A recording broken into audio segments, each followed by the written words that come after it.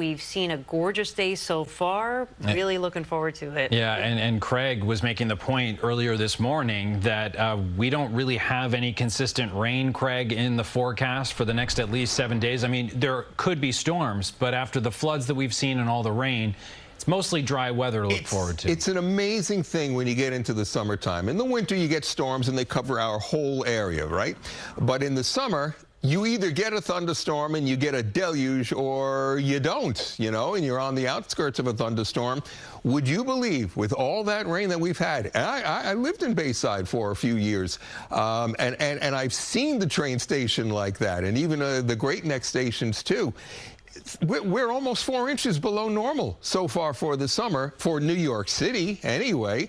And there you can see how much below normal we are. And believe it or not, on the drought monitor, all these areas in yellow, it's not a full drought, but much less in the way of thunderstorms have hit parts of the Hudson Valley, Connecticut, certainly Nassau County and parts of Suffolk don't get those thunderstorms. They either fall apart or they continue on to the northeast inland. Well, we are going to stay dry for the next couple of days around here, actually through the entire week, basically. The jet stream is up and over us now, by the way. That's why all the Canadian wildfire smoke will stay in Canada at this point.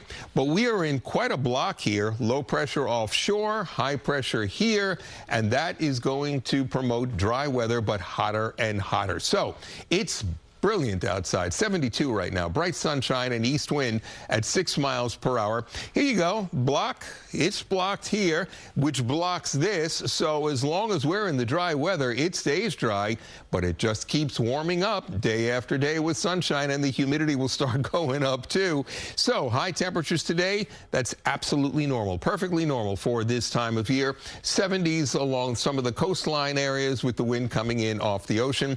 UV index is still very high at a 9. The lightning risk, none. No storms around at all whatsoever.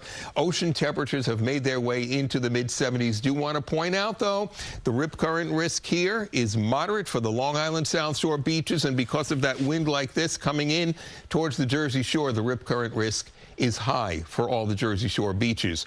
Yankees, Old Timers Day today, too. Getting up to between 80 and 85 degrees, nothing but sunshine. Tonight, we drop down to about 65 in the city.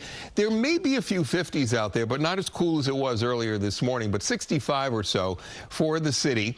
And then tomorrow, a few degrees warmer than average, a few degrees warmer than today, getting up to about 88 degrees as it heats up right through the afternoon. Still not so bad with the humidity for tomorrow, though.